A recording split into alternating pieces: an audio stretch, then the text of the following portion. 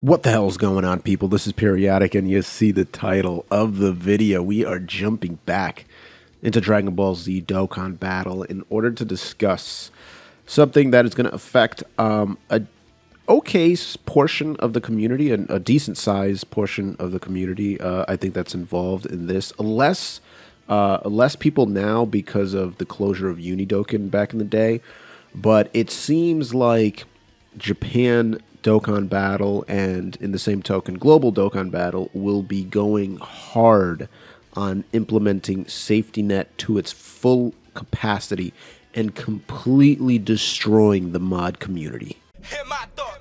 I shut it down wherever power is stored. Being real is in the past, watch the cowards get on. It ain't kill me, so it's making me stronger. And these bite-sized rappers now sensing my home. So this is a tweet by Carrie. And if you don't know Carrie, Carrie was one of the original modders in Dragon Ball Z Dokkan Battle in terms of creating bots and things like that that would automate tasks. So, for example, you could have downloaded Carrie's bot that allowed you to farm fresh accounts, right? So you would get a new account and you'd be able to just run a program that would cause that bot to farm every story event, every Extreme Z battle, every Dokkan event, and take your level 1 account up to like rank 200 or 300, whatever you implemented, whatever you commanded it to do, whatever you put in the task for it to do, it would do. And so if you wanted to get to rank 1000, it would do it, right? As long as you have like the Dragon Stones and stuff to refresh your stamina and whatnot. But it was mainly used as a means to farm up big Dragon Stone accounts. So you would be at like 3,000 stones, right? Fresh account, you know, and then you could just summon. So he saw this, and I mean, a lot of people did. And essentially, what this is saying is they are no longer going to support older operating systems. So Android OS 5, Android OS 6. Things like that, right? Gone. Also, iOS, older versions, not going to be supported anymore. Also, emulators, not going to be supported anymore. Anything that is rooted or jailbroken. So what ends up happening is if a device is rooted or jailbroken, your device won't even let you download the game from the App Store. They prevent it. So you have to find workarounds to do so. So this is pretty much saying that those workarounds are done, brother. They are all gone. So let's just read what Carrie wrote here. Devices with root/jailbreak, a modified version of Dokkan, or hardware that has been modified won't be able to log into Dokkan anymore. SafetyNet's full implementation has arrived. Now, the way that they worded it seems like they're saying that it's already in the game, this implementation. Now, I think that the implementation is already there, but they just haven't activated it yet, because honestly, I use Dokkan on an emulator for my JP account, my free-to-play JP account, and it's working fine. It's no problems at all.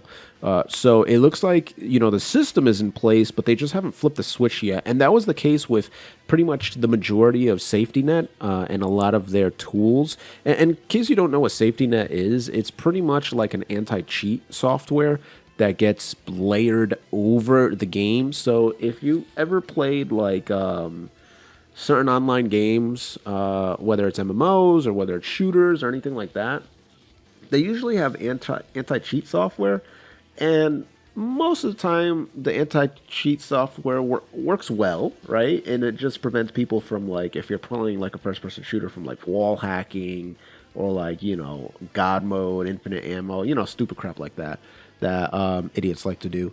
Or if you're like in an MMO or something like that, it's to prevent them from like infinitely spawning gold or something, you know, something dumb like that. So it seemed like a lot of the features of SafetyNet were in the game, they just hadn't been enabled yet. You know, that force field hasn't been turned on yet. And you usually notice that force field coming on because the majority of anti-cheat softwares have to be constantly running, and so they do slow down the game a little bit, particularly because you got to remember Dokkan Battle is 6 years old, over 6 years old, right? 6.5 years old.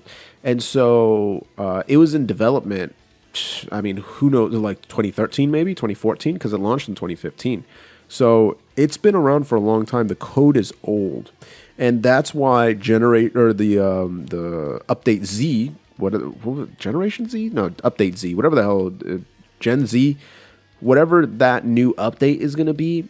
That's probably going to restructure the game entirely. So that should be extremely interesting to see, because if they can update the play style of the game and all that stuff, but keep the spirit of it, then Dokkan Battle could be around for another 10 years. Anyway, let's go over to Hydros and see what he has to say, because he did tweet a lot about this. So pretty much emulators will be killed off in the process too. Ultra Impact has it, and it does not like emulators, period. So he's just talking about the My Hero Academia Ultra Impact, that they have this safety net, and emulators are just not working on there. Let's go over onto his Twitter, because he does talk a lot about it. So yeah, okay, so here it is. So private servers, bots, emulators, mods. This includes, like, private servers are like the private servers that give you 100% rainbowed characters, right? Like what you see The Truth using, or what you saw DBZ World using. It's just a private server that they created, that they're able to modify their characters on there, give them level 10 links, 100% in the potential system. If they're just a data download character, but they're not implemented into the game yet, you'll still be able to see that. Things like that, right? The bots are like what I explained earlier, that just farm stuff. Emulators are literally just if you're trying to play an Android or iOS on your computer, you use a program called an emulator. And mods are like, modified games that you download that, for example, give you infinite health, or they give you the ability to one-shot. Or the die when you're in a stage is always set to like 1, 2, 3, instead of like random, 3 numbers that you get for spaces. So it could be like 2, 4, 6, or like 1, 3, and 4, stuff like that. It's always set to 1, 2, 3. So it makes it easier if you're doing like hidden potential and crap like that. But that's the different levels of modifications that they do. All will be killed off due to the SafetyNet implementation. There can be some workarounds, maybe for private server, but in my opinion, not worth it. It means no more early showcases, Dokkan content getting a hard reboot. And then if we scroll down here, it means the emulators will be killed off. Just another thing about emulators, as games go on, such as Dokkan, they start not supporting lower OS versions as Android and iOS, which is what I said earlier. Once Dokkan says no more to Android 7 or 8 and lower, most, if not all, Android emulators will not work because they don't use Android 10, 11, etc. And in case you guys are wondering what that looks like, this is actually a video that I did, yesterday? Yeah, yesterday. And this was a emulator running a private server, and as you can see, all of these units are rainbow starred. So you have the physical Trunks and Goten, you have Int Goten, Tech Trunks, LR Super Saiyan 2 Angel Vegeta, the AGL Super Saiyan 2 Vegeta, and then Intelligence Gotenks. This is my free-to-play Japan account. I didn't even summon on the Goten and Trunks banner, yet he's there rainbow starred. So this is a great private server that I was using to make showcases. I actually started recently using to make showcases, and this is essentially how it works, right? And so that's not going to be able to work anymore. So even without SafetyNet, this would be an inevitable thing, and emulators would die at some point regardless. This is a good point. He's just kind of saying, like, a lot of times games will eventually stop using older versions of OSs. Like, that's just how it is, right?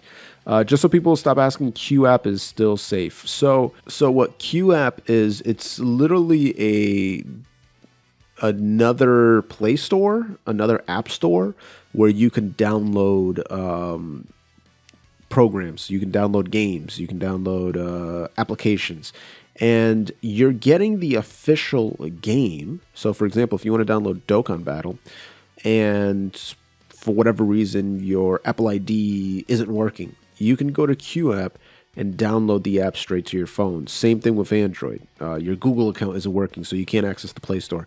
You go to QooApp, it's like another Android store, and you just download the application that way.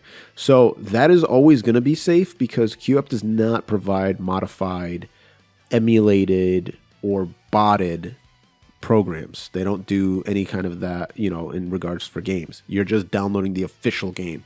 So there would be no reason why, you would have an issue on QooApp. So that is everything regarding what's going on with the SafetyNet implementation into Dokkan Battle. Pretty much all modding is going to be done. All botting finished. Private servers completely disappearing. And it's funny because I actually made a video about this. When was this? This was in February of this year, which was referring to Trident Mobile coming back. Hydros was working on a new program that he's still been working on. And I feel really bad now because he's been working on this ever since the original implementation of, ever since this happened. This was like in November when SafetyNet first got added. He's been working on a new version of it. And the fact that now we have the nail in the coffin, that sucks, right? That sucks. Hopefully they do find some kind of workaround and they figure it out. But it does seem at the moment like it's going to be too much effort for little reward, if any reward at all. So we'll have to see how that goes. And if you want to follow along, you gotta be following the channel. Go ahead, click that blue join button, become a boomer champion like Joe V and Wolverine Gaming. Or if you want to do it the free-to-play way, gently rub that sub button, gingerly ring that bell button, lovingly kiss the like button. As always, this is Periodic. See y'all in the next video.